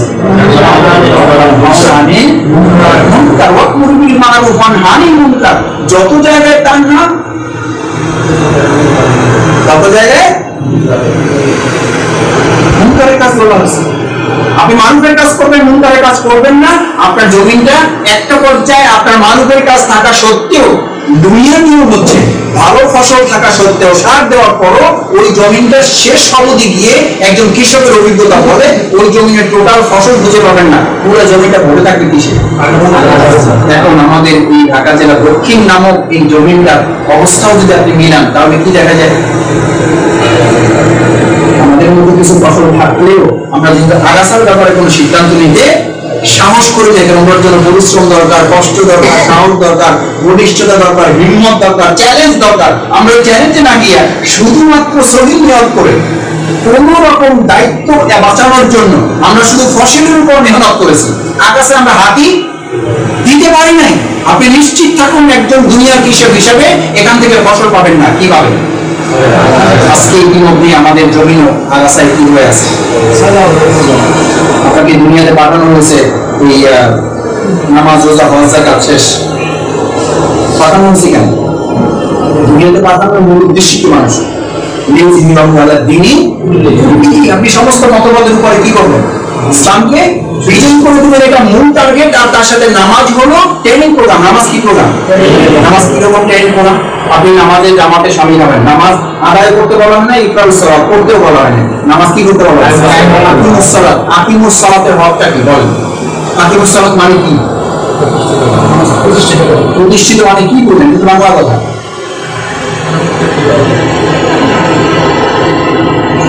প্রতিষ্ঠিত মানে কি? প্রতিষ্ঠিত করবে। আমরা এই পর্যন্ত কি প্রতিষ্ঠিত করছি? আকিমুস সালাত কি প্রতিষ্ঠিত করেছেন? নামাজ আকিমুস সালাত প্রতিষ্ঠা করতে হলে প্রথম হক হচ্ছে নামাজ জামাতের সাথে। জামাতের সাথে 5 বার একজন ইমানদারকে পড়তে বলার মধ্য দিয়ে কি প্র্যাকটিস করানো হচ্ছে? ভাইয়ের নাম বলেন, কি নাম? তাওহীদ বলেন। এই 5 ওয়াক্ত নামাজ মসজিদে গিয়ে জামাতে পড়ার মধ্য দিয়ে একজন মুসলিমকে কি ট্রেনিং দেওয়া হচ্ছে? আল্লাহ তাআলা কি টার্গেট? আল্লাহ তাআলা আনুগত্যের দিন বসেন কাছাকাছি। আর কে বলবেন? হ্যাঁ, সমানুবর্তিতা কাছাকাছি। আর কেউ? শৃঙ্খলা কাছাকাছি। আর কেউ? জামাতবদ্ধ জিন্দেগি। কি জিন্দেগি? জামাতবদ্ধ জিন্দেগি। সবাই ভালো লাগতেছে না, আমি দিন ধরে আছে নেতা আছে আমরা মানে আগের যে সভাপতিরা গেছে ঠিক ওরকম তার মধ্যে ক্রেজি ভাবটা নাই, যার কারণে আমি আসলে একটু সেদিন করা থেকে একটু দুর্বল হয়ে গেছে আর কি। সেক্রেটারির ব্যাপারে আমার একটা ভালো ধারণা, কিন্তু আরেকটু ভালো হলে ভালো, ভালো তো কোনো শেষ নেই। আপনি এই ভালো প্রসঙ্গ তুলে সাংগঠনিক জীবন থেকে আস্তে আস্তে কি হয়ে যাচ্ছেন, দুর্বল হয়ে যাচ্ছে। মসজিদে ৫ ওয়াক্ত নামাজ জামাতের সাথে পড়ার বাধ্যতামূলক করে দেওয়া, ব্যক্তিকে যদি নামাজ আদায় করে জামাতের বাইরে শরীয়ত ছাড়া, তাহলে সেই নামাজ ফি সামাই ওয়াল আরদি মুআল্লাকা, এটা আকাশ এবং জমিনের মাঝে কি থাকে, মুআল্লাকা, এটা ঝুলন্ত থাকে, কবুল হতেও পারে না হতে পারে। আপনাকে কি ট্রেনিং দেওয়া হচ্ছে? ট্রেনিং দেওয়া হচ্ছে আপনি নামাজ মসজিদে পড়ার মধ্য দিয়ে আপনাকে বাধ্য করা হচ্ছে একজন ইমানদার ব্যক্তিগতভাবে জীবনযাপন করার সেই ইখতিয়ার রাখে না, তাকে অবশ্যই কি জিন্দেগি পালন করতে হবে, জামাতবদ্ধ জিন্দেগি। প্রতিদিন 5 বার আপনাকে প্র্যাকটিস করানো হচ্ছে। তারপর আপনি কেন বলেন আমি একটু সার্চিং আছি, দেখি কোনটা ভালো, ও 48 বছর পার হয়ে গেল এখন কোনো লাইন টাইন হইল না, দেখি যদি ভালো কিছু পাই চিন্তা করবো। এই অনুমোদন একজন ইমানদারে আছে। একজন সাহাবী জিজ্ঞেস করেন, ইয়া রাসূলুল্লাহ, মসজিদে পছন্দ না ইমামও পছন্দ না? তার মানে আশা করেছিল যে ওনাকে রাসূল সাল্লাল্লাহু আলাইহি ওয়াসাল্লাম কি দেবেন, অনুমতি দেবেন যে তুমি কি করো, একা নামাজ পড়ো। এই অনুমতি দিয়েছিলেন তাকে? বলছে যে না, তারপরে তুমি কি করো, আল মুসাল্লিন, কাদের সাথে থাকো, মুসল্লিদের সাথে থাকো। ইয়াদুল্লাহি ফি জামাত, আল্লাহর হাত ব্যক্তির উপর, আল্লাহর হাত জামাতের উপরে। আল্লাহ দিন প্রতিষ্ঠার কাফেলায় যারা সংঘবদ্ধ তাদের উপরে। ব্যক্তি যত বড় মুহাক্কিক, যত বড় মুফাসসির, যত বড় মুনতাকিম, যত বড় কিছু হন না কেন, আল্লামা হন না কেন, শরীফ হন না কেন, বগদাদি হন না কেন, মিশরি হন না কেন, তারপরে মক্কি হন না কেন, মাদানি হন না কেন, আল্লাহ তাআলা হয়তো মক্কি মাদানি ব্যক্তির উপরে না, কার উপরে? এই জামাত সংঘবদ্ধ জীবনের উপরে। আল্লাহ রাসূল বলেন মা মুসাল্লিন, বলছি রাসূলুল্লাহ আন্তরিকতা আসে না, বলছে প্রয়োজনে বাড়ি থেকে আবার একটা নামাজ পড়ে নাও, তারপরে জামাত পরিত্যাগ করো না, সংঘবদ্ধ জীবন পরিত্যাগ করো না। নামাজ আপনাকে সেই ট্রেনিং দেয়, নামাজ আপনাকে ট্রেনিং দেয় মসজিদে ইমামের পিছনে দাঁড়িয়ে যাওয়ার পর আপনার আর কোনো ইচ্ছা অনিচ্ছার ব্যাপার থাকে, আমাদের তো থাকে। ট্রেনের পাশে মানে স্টেশনের পাশে কোনো মসজিদে নামাজে দাঁড়াইছে না, ইমাম সাহেব কোনো কারণে সুরে পুলিশ ধরে ফেলছে, না বেশি না আমার পকেটের উপর ঠিকই এই সময় সুরে খুব ভালো পাবো। সুরের নাম কি? আপনি ক্লাস সুরে তো জিজ্ঞেস করতে লেখা বলবো যে ভাই এই সময় এখনো নাকি হয় না, জানে কি সুরে খুব ভালো, তো সুরে খুব ভালো পাবো। আর এই হুজুরের তোমার কোনো জ্ঞান বুদ্ধি নেই, এতে যে মানে সেটাই গেছে এত না তো নামই নেই। আপনি বলে দূর হয়ে পরে আমাকে ট্রেন করতে হবে, আপনি নামাজ শর্টকাটে করে চলে যেতে হবে। এই ইমামের পেছনে হাত পাতার পর আপনার আছে, আমাদের আছে। ওই ট্রেনিং যদি আপনি ফলো করেন তাহলে এই আন্দোলনে আসার পর আপনার দায়িত্বশীলের ইতাআত করার সিদ্ধান্ত নেওয়ার পর আপনি এরকম বেঁধে ফেলেছেন, এরপরে আপনার দায়িত্বশীলের কোনো আচরণ কথা পছন্দ হোক আর না হোক দেখতে পাইবেন, আপনি তার কি করবেন? এটা হাদিসের কথা, ফিমা আহিব্বা ওয়া কারিহা, পছন্দ হোক আর না হোক আমি এর উপরে বায়াত করেছি, কর্ম করা না। আল্লাহ রাসূল সাল্লাল্লাহু আলাইহি ওয়াসাল্লাম সাহাবীগণ যারা বায়াত করেছেন তারা বলেন ফিমা আহিব্বা ওয়া কারিহা, আমার পছন্দ হোক আর না হোক, ভালো লাগুক আর না লাগুক, আমরা সে ব্যাপারে কি করতাম? আনুগত্য করতাম। ফিমান শাতু ওয়াল মাকরাহ, আমার সন্তুষ্টি অথবা অসন্তুষ্টির ভিত্তিতে আমি এটা ঠিক করতাম না, আমি তার আনুগত্য করতাম। ফিল উসরি ওয়াল ইউসরি, আমার জন্য কঠিন হোক আর সহজ হোক, তাহলে এই কাজটা আমারই করবে। আচ্ছা এটা কি করতে হবে? আমরা দেখেন চিন্তা করে যদি একটা আমরা তো অনেক লোকজন আছে আমাদের, আলহামদুলিল্লাহ আমি তো বুঝে দিলে তো কর্ম না করার তো কোনো সুযোগ নাই, যেহেতু সাথে দিছি মানে এমন কথা বলতেছেন যে বাধ্য হয়ে উনি আপনাকে ছাড়া আরেকজনকে ব্যবসা ওনার হাতে আর কোনো নাও করতেছেন না, কিন্তু যা হা করছেন তাতে না করার আর কিছু বাকিও রাখেন। আপনি পুরো মুখলিসুর রহমান যে আমাকে বলেছেন আলহামদুলিল্লাহ, ব্যাস না না আবু বকর রাদিয়াল্লাহু আনহু তাদের নজিরটা কেমন ছিল? একদিন শুধু বলেছেন আবু বকর প্রস্তুত থেকো, আমার সাথে তোমাকে হিজরতে বের হইতে পারে। এই কথা শোনার পরে আবু বকর রাদিয়াল্লাহু আনহু ডাকটা নিয়ে এমন ঘুম শুরু করছে যে কবে বের হইতে হবে তার ঠিক নাই, রেস্ট নিয়ে এখানে ঘুম শুরু করছে না, লম্বা রেস্ট। ঘুম থেকে উঠে 3-4 জনকে পাঠানো লাগছে, মোবাইল করে করে করে করে পাওয়া তো যাচ্ছে না, একজনকে পাঠানো হয়েছে যে ওনাকে বলেন যে উনি যেন মোবাইলটা একটু কি করে রিসিভ করে এবং মেসেজটা যেন দেখে যে ওনাকে আমি একটা মেসেজ পাঠাইছি, তোমার ভাই মোবাইল তো যে বালিশের নিচে আসবে আর চার্জ দিয়ে যে সাইলেন্ট করছি আমাদের সময়, সেই যে জোরের সময় করছি আসো মাগরিব এশা পার হয়ে যাও, এর মধ্যে আর কি করা হয় না, আপনাকে মোবাইল চালাইতে বলিস, আপনি মোবাইল চালানো অনুপযুক্ত। আপনার মোবাইল ধরার জন্য যদি আরেকজন লোক পাঠায় বলা লাগে যে মোবাইলটা একটু ধরেন, তাহলে আপনি কি মোবাইল চালানোর অনুপযুক্ত? এটা আমার মধ্যে খেয়ালত করেছেন আপনি। একবার ধরতে পারেন না, দুইবার ধরতে পারেন না, রিপ্লাই দিতে পারেন না, কোনো এক্সিস্টুয়াল কাজ আছে সেটা অন্য জিনিস, কিন্তু আপনার ফিতরাতি হচ্ছে, ন্যাচারালি হচ্ছে আপনি কোনো মেসেজ দেখেন না, কোনো ফিডব্যাক দেন না, কোনো রিপ্লাই করেন না, আপনি অনুপযুক্ত, আপনি এটা হকদার না।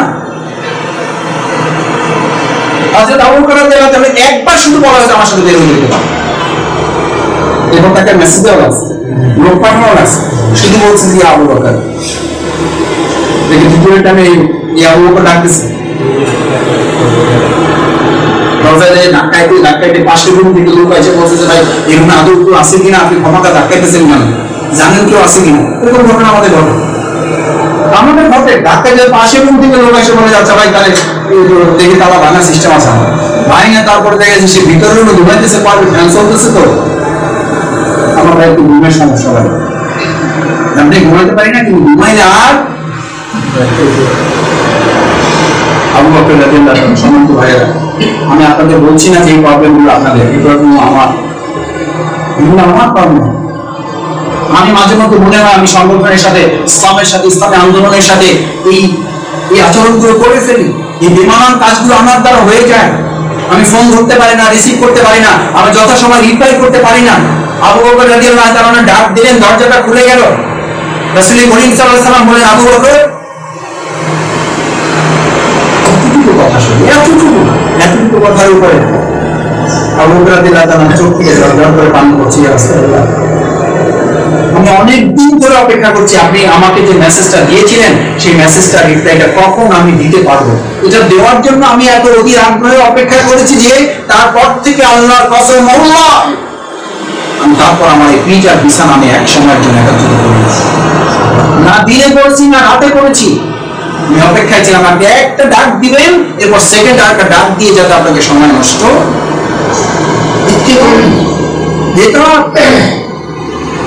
এই আনুগত্য, এই হচ্ছে প্রস্তুতি, এই হচ্ছে সাথী শপথ। এই শপথই সাহাবায়ে কেরাম নিয়েছিলেন।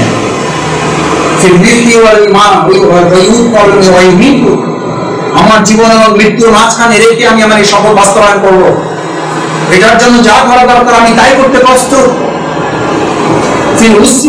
সেটা যত কঠিনই হোক, যত সহজেই হোক। এটা এখানে যেমন হচ্ছে, এটা যদি কোনো থানার সামনে কোনো প্রোগ্রাম দেওয়া হয়, সংগঠন সিদ্ধান্ত দেয় যে আজকে থানার সামনে প্রোগ্রাম হবে, আজকে থানার সামনে আমরা বিক্ষোভ সমাবেশ করবো, আমার আপনার শপথের দাবি হচ্ছে এটা কৌশলের অংশ, জিজ্ঞেস করা নয় জামিল ইসলাম ভাই কোন বৈঠকে এটা সিদ্ধান্ত হয়েছে জানতে চাই,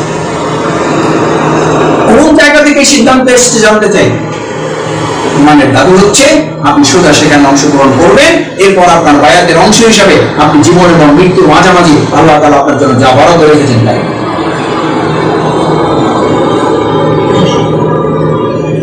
সম্মানিত ভাইরা, শেষের দিকে এসে যে কয়েকটি পয়েন্ট শুধু আপনাদের কাছে বলতেছি, তার আমাদেরকে আল্লাহ তাআলা পৃথিবীতে পাঠিয়েছেন দিন হিসাবে, আরাম করার জন্য, কি করার জন্য,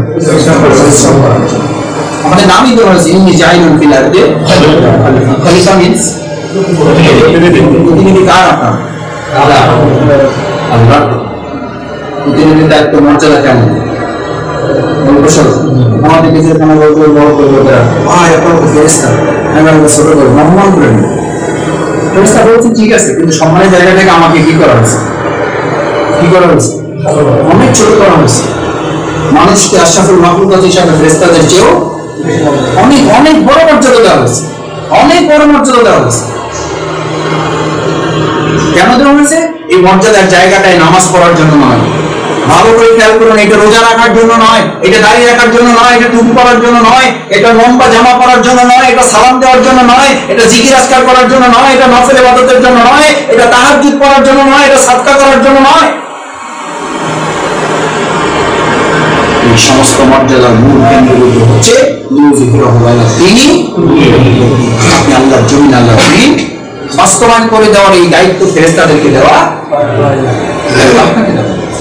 নামাজ, রোজা, হজ, যাকাত, এই ইবাদত বন্দেগী এগুলো আনুষ্ঠানিকতা কি ফেরেশতারা করতে করতে টায়ার্ড হয়ে গেল, বন্ধ করে দিয়েছে, এবং তার প্রেক্ষিতে আমাদেরকে আলাদা করে সৃষ্টি করার পরিকল্পনা করা হয়েছে। বরং তারা প্রতিবাদ করেছিল এই কাজ তো আমরা করছি, আবার আলাদা করে মানুষ তৈরির দায়িত্বটা কেন কেন এই কোশ্চেন করা হয়েছিল না? আল্লাহ তাআলা জবাব দিয়েছেন না? কি জবাব দিয়েছেন? ইন্নী আ'লামু মা লা তা'লামুন, আমি জানি তোমরা জানো না। আল্লাহ যেটা জানতেন সেটা জানিয়ে দিয়েছেন। আমি তাদের পাঠিয়েছি ইন্নী জাইলুন ফিল আরদে, খালি আমার প্রতিনিধিত্ব করে আমার কথা বলে আমার শাসন তারা প্রতিষ্ঠিত করবে। আমার শাসন প্রতিষ্ঠিত না হওয়া পর্যন্ত তারা এক সেকেন্ডের জন্য আত্মতৃপ্তির ঢেকুর তারা কিনবে না। আমার শাসন প্রতিষ্ঠিত হওয়া ছাড়া তারা নিরিবিলি ঘুমাতে যেতে পারে না। আমার শাসন প্রতিষ্ঠিত হওয়া ছাড়া তার বাবা মা সন্তান নিয়ে সে আত্মতৃপ্তিতে সংসার পরিচালনা করতে পারে না। এই চ্যালেঞ্জ আল্লাহ ফেরেশতাদের সামনে নিয়েছেন না? নেন। আপনি টোটাল উল্টো চ্যালেঞ্জ নিয়েছেন। আপনি এখন একটা চাকরির জন্য পাগল, আপনি একটা সার্টিফিকেটের জন্য পাগল, আপনি এখন একটা ডিগ্রির জন্য পাগল, আপনি একটা চেয়ারের জন্য পাগল, আপনি একটা কোম্পানির এমডি চেয়ারম্যান হওয়ার জন্য পাগল।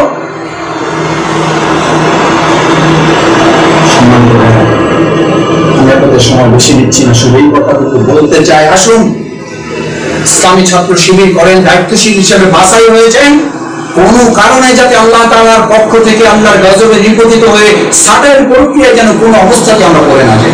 আল্লাহ আমাদের মাফ করুন। সাটের প্রক্রিয়া থেকে নিজেকে বাঁচার জন্য আপনাকে কয়েকটা কাজ, আমি শুধু 5টা পয়েন্ট, কয়টা পয়েন্ট? নাম্বার 1, প্রথম আপনাকে সিদ্ধান্ত নিতে হবে মানে সম্পূর্ণভাবে নিজেকে আল্লাহর জন্য প্রস্তুত করবো। কার জন্য? সংগঠনের জন্য। জামাত শিবির করবে, জামাত শিবিরের মাধ্যম আপনি নিজেকে প্রস্তুত করবেন কার জন্য? আল্লাহর জন্য। ইবাদত, আপনি কার গোলাম? আল্লাহর গোলাম। আপনি আল্লাহর গোলাম হিসাবে, আল্লাহর একজন দাস। আল্লাহর দাস একজন মানুষের যখন গোলাম থাকে বা একজন চাকর থাকে, তার কাজ কি?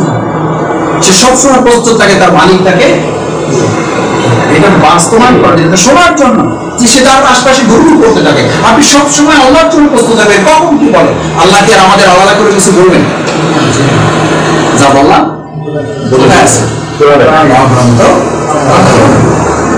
আপনি দেখুন পূর্ব নামাজের কথা 82 বলা আছে, আমার মোটামুটি নামাজের ব্যাপারে পাবো।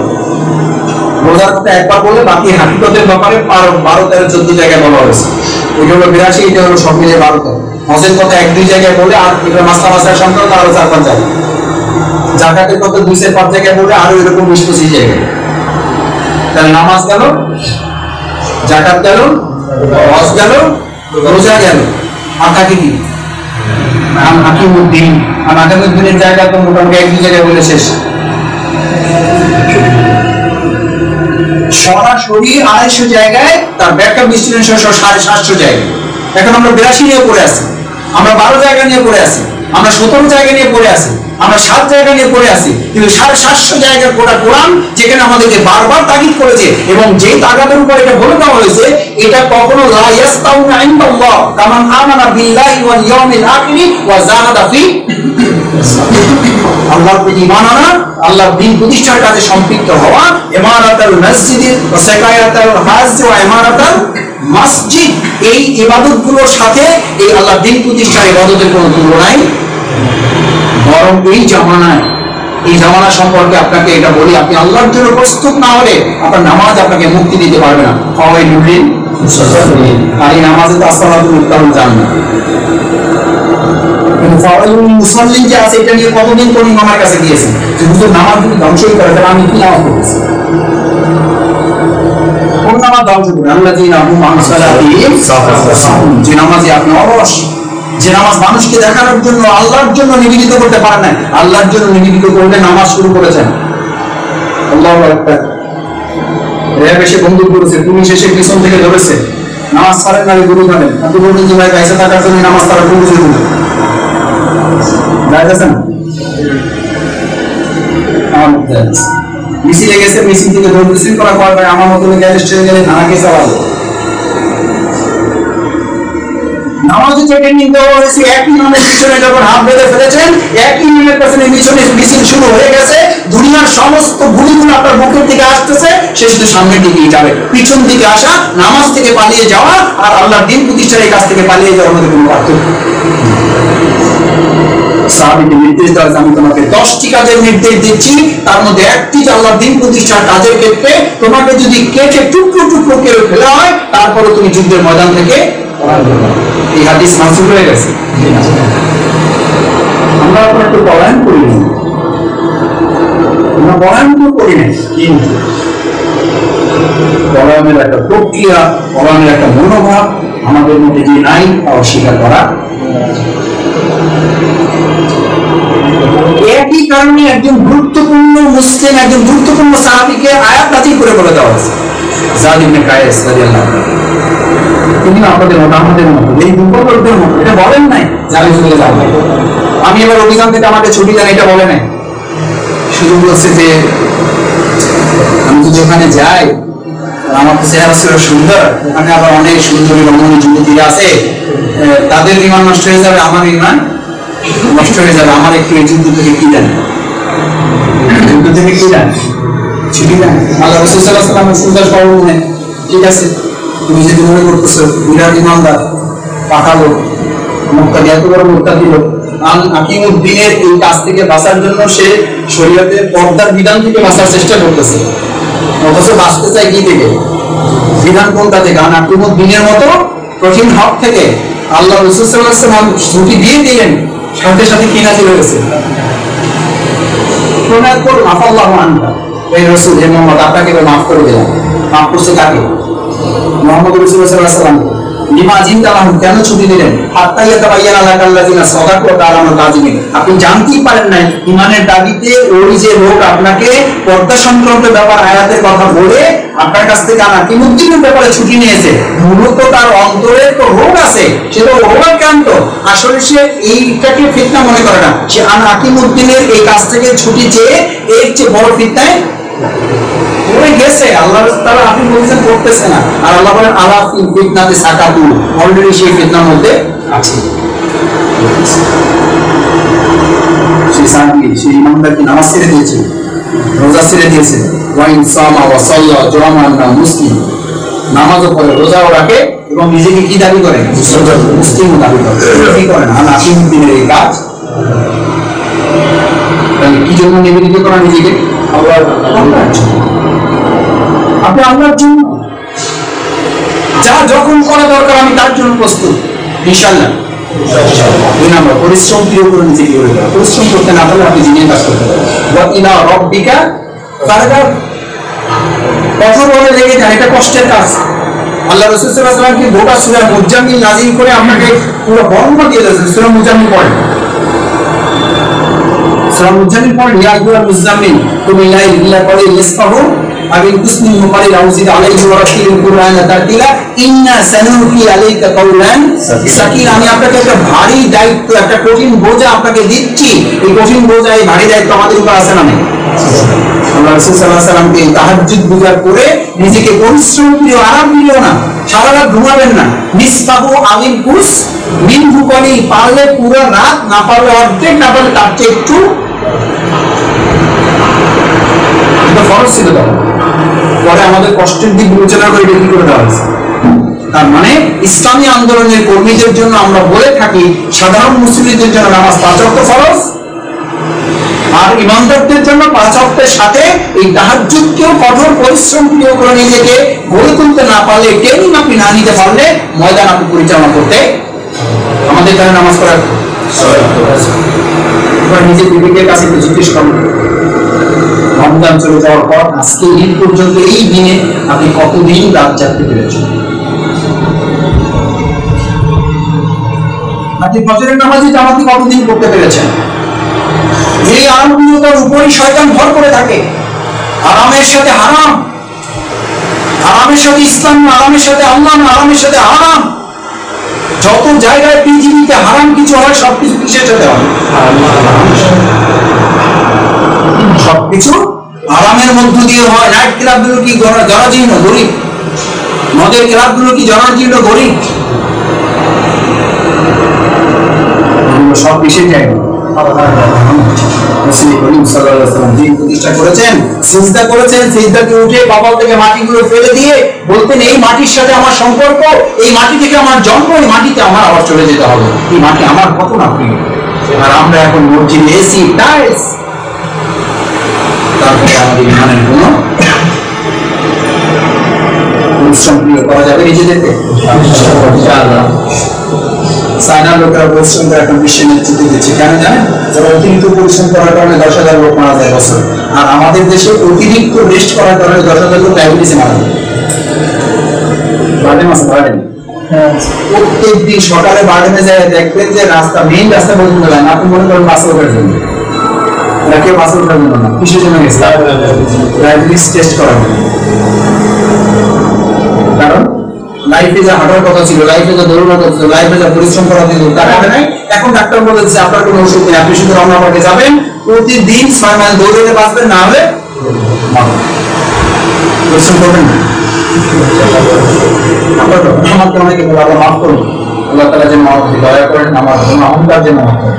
আমার ধর্মের মানুষ মস্ত এখন থেকে 10 বছর আগে আপনার যা দেখছে এখন আপনি তো চাইলে এখনো শিবির করতে পারেন, হ্যাঁ তাতে পারি কোনো কিছু কি করেন? আমি কিছুই করেন, কতক্ষণ ব্যায়াম করেন, জিম করেন, কোনোটাই করেন। আমি শুধু ইসলামে আন্দোলন করি, ওটাতেই ব্যায়াম হয়ে যায়, ওটাতেই জিম হয়ে যায়। রাত্রে আল্লাহ দাসত্ব যতটুকু করি তাতে যে আমার ব্যায়াম হয়, ওটাতেই সকালে বেশ নিয়ে ঘুরে পাই। ইসলামী আন্দোলনের জন্য রান্না পাঠ, ইসলামী আন্দোলনের জন্য যায় নামাজ, ইসলামী আন্দোলনের জন্য জিম না, ইসলামী আন্দোলনের জন্য তাহাজ্জুদ। কিসের জিম? আমাদের কোনো ভাইরা বলতো জিম, কিসের জিম? আসেন জিম করাবেন আমার সাথে, আসেন না। কতক্ষণ করাবেন? আমি কতক্ষণ করাবেন? চ্যালেঞ্জ, দাঁড়ান আমার সামনে। আমি ইউনিভার্সিটিতে ভাইদের বলতাম কিসের ব্যায়াম করেন, আসেন ব্যায়াম করে আমার সাথে। আমি ব্যায়াম করবো না, আপনি করবেন, দেখি যদি না পারে তাহলে কালকে ব্যায়ামে অ্যাটেন্ড করবো। আমি করবো না ব্যায়াম, জানি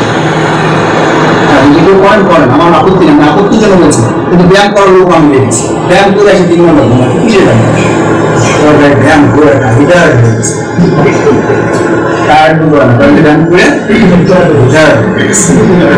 আপনার গান করতে বলছে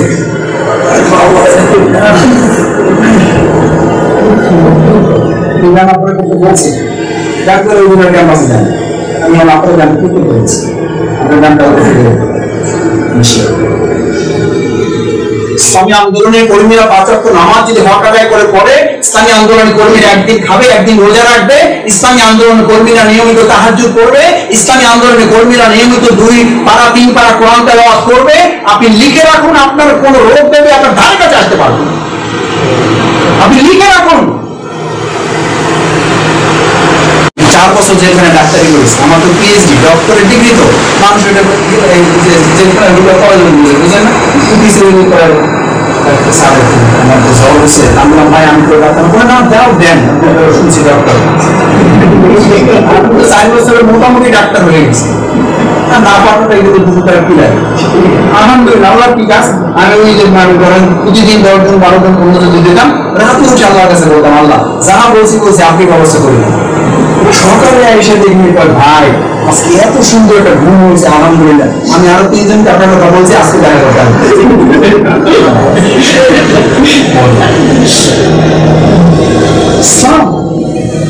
বেসিক সায়েন্স, বেসিক সায়েন্স।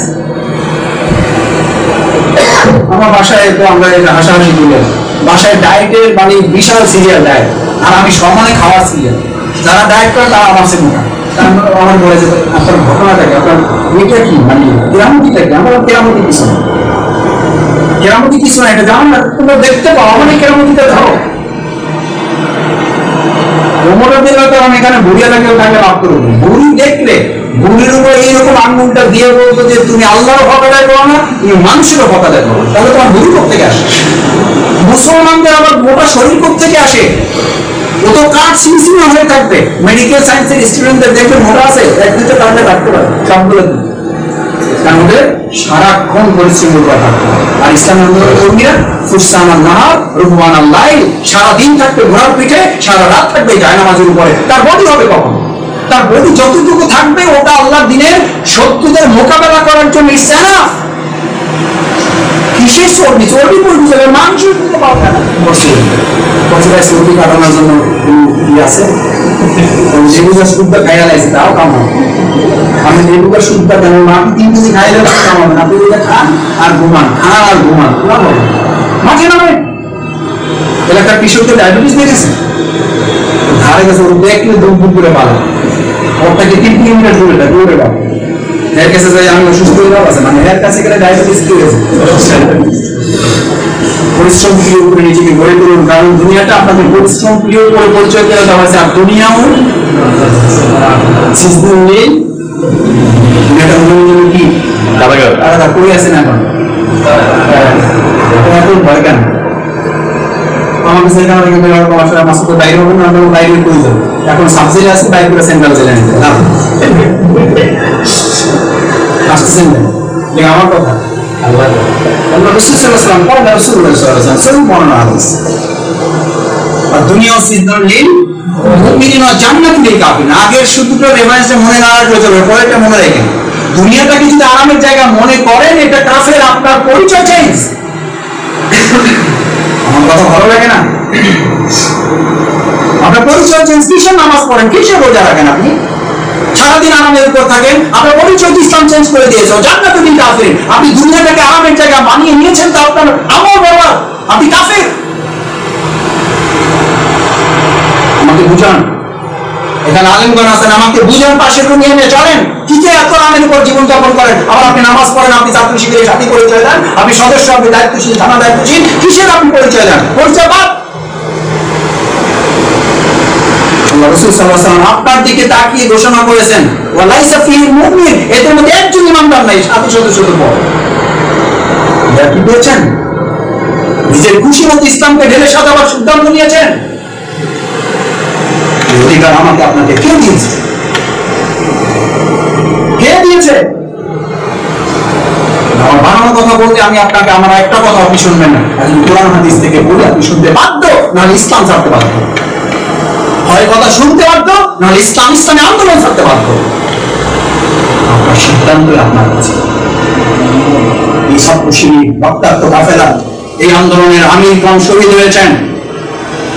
সেই কাফেলা আপনি এসে যা খুশি তাই করবেন, আপনার পছন্দ হলে করবেন, পছন্দ না হলে করবেন না। এই খেলা আপনাকে দেওয়া হবে। কষ্ট পাচ্ছেন? কষ্ট করে কিছু পারেন না।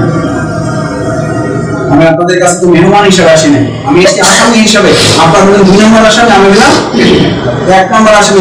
দুনিয়ার বিচারও আমার 100-র উপরে মামলা, আপনাদের 100 কাছাকাছি কারো থাকার কথা। আমি মোস্ট ওয়ান্টেড আসামি, আমাকে পেলে এখন ক্রসফায়ার দিবে, আপনাদেরকে হয়তো সাথে ধরলে দিবে। I don't care there. Don't care there. Bonus life নেই এত কি? আপনি তো আর বহু আগে মরে যাওয়ার কথা ছিল না, ছিল না।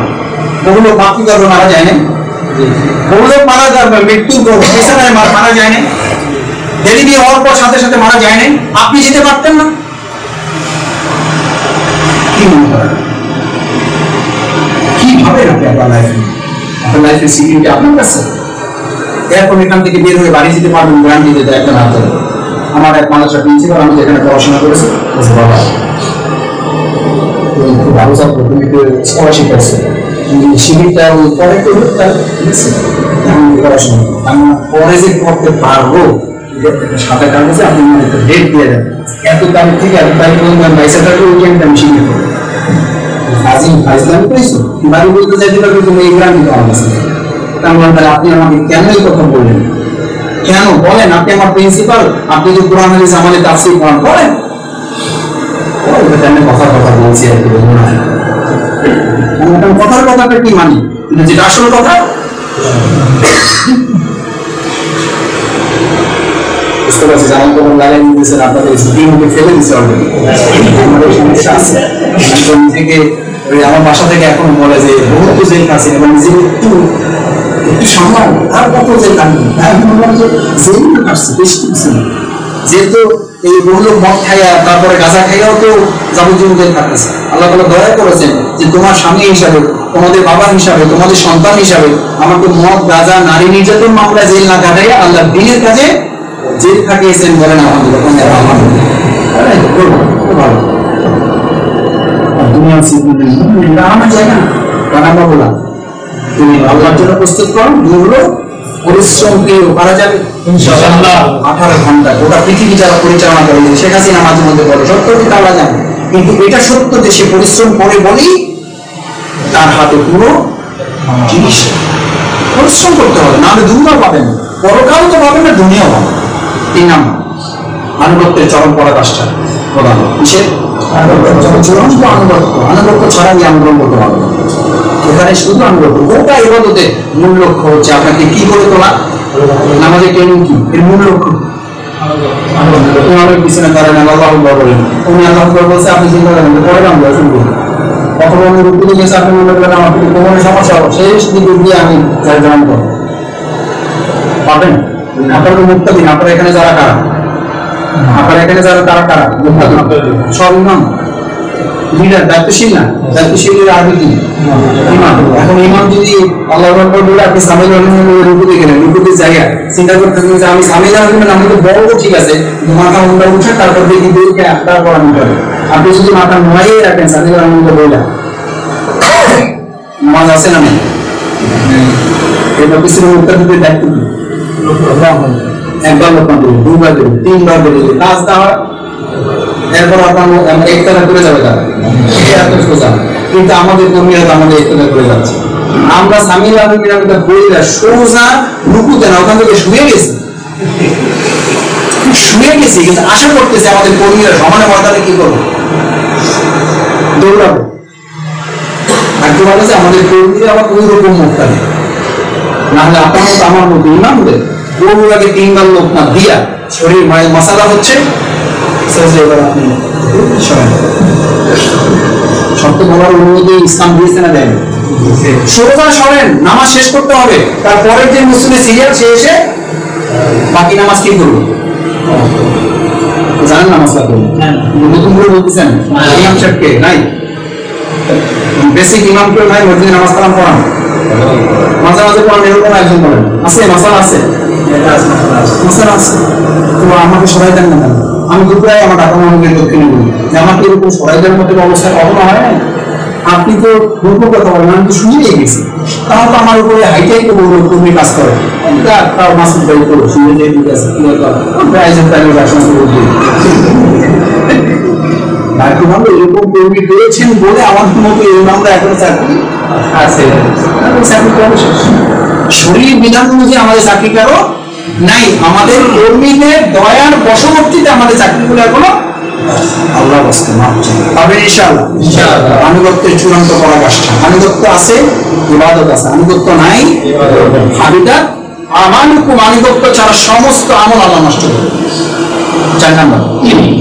চতুর্থ হচ্ছে আপনি এই আন্দোলনে আপনার জন্য মৌলিক কাজ হচ্ছে যখন ক্রান্তিকাল, যখন সংকটকাল, তখন 3টা বৈশিষ্ট্য আপনার থাকবে, সাহস, বলিষ্ঠতা, দৃঢ়তা। কয়টা?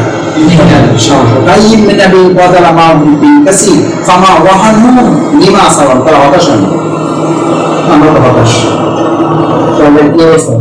অবস্থা যে কি তা বুঝতেছি, 48 বছর হয়ে গেল সফলতার কোন খবর না। এই জন্য নতুন চিন্তা যদি কেউ কিছু করে তাহলে দেখি আমিও একটা চিন্তা মাঝে মধ্যে করতেছি, তো দেখেন তো কি করবো, একা তো কিছু করাও যায় না।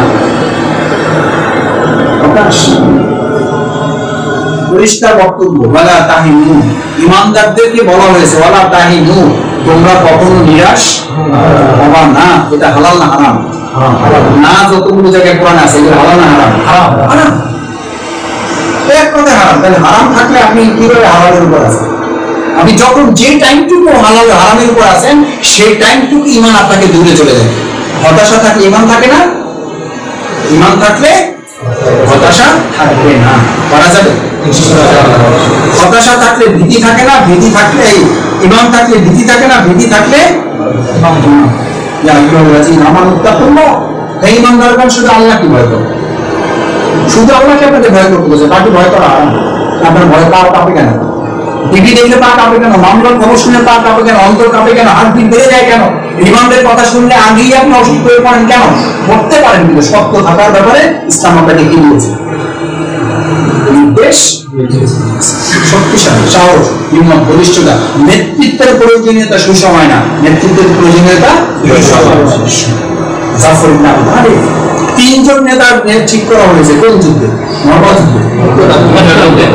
জানতেন যে এই যুদ্ধে আমাদের সহজ হবে না, কঠিন হবে। একজনের পর যখন আরেকজন নেতা ঠিক করা হয়, ওই নেতা কি জানতে বাকি থাকে যে তার কপালে কি আছে? এটা তো ভালো লাগতেছে না, তো ঠিক আছে ইনশাআল্লাহ আমি তাহলে ওই অফিসের কাজগুলো সারি, এটা বলেছেন না, আমি জিততে লক্ষ্যে চূড়ান্ত পরাকাষ্ঠা ইনশাআল্লাহ। 4 নম্বর, 4 নম্বরে এই সাথী সদস্যদের যে ভূমিকা নিতে হবে সেটা হলো স্বতঃস্ফূর্ত ভূমিকা পালন। কি ভূমিকা? বললে কাজ করবেন তা না, আপনি নিজেই কাজ করবেন। আপনাকে বরং থামাই দিবে সভাপতি, আপনাকে সেক্রেটারি থামাই দিবে, আরে ভাই একটু থামাই দিবেন। আমরা তো হওয়ার কথা ছিল এরোপ্লেন সুপারসনিক, এখন আমরা হয়ে গেছি ঠেলা গাড়ি, ঠেললে ডাক্তার দিয়ে দাঁড়ায়, আবার ঠেলা দিলে আবার মাঝে মধ্যে কাছে ভাই একটা ঠেলেন।